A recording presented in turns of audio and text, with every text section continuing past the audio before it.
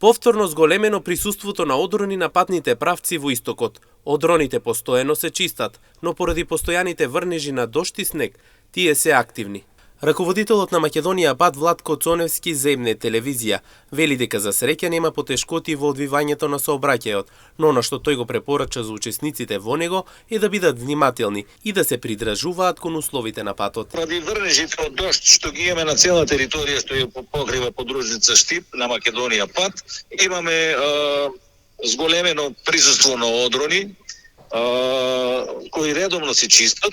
Немаме потешкоти во одвивање на сообраќајот, меѓутоа возачите, учесниците во сообраќај треба да бидат внимателни и да се придржуваат кон условите на патот. Најинтензивно засега останува патниот правец село Истибања, Македонска Каменица, каде одроните се постојани и големи. За време на врнежите од дожд претежно ги имаме на тие патни правци критични што ги викаме, што многу пати ги спомнуваме, тоа е село Истибања, Делчево, Берово и Берово Виница.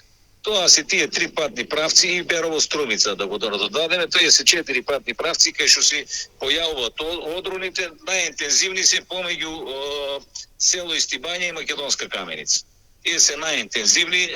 Меѓутоа, пак ќе кажам, не е на одмет, внимателно возење, прилагодување на условите на патот, на брзината.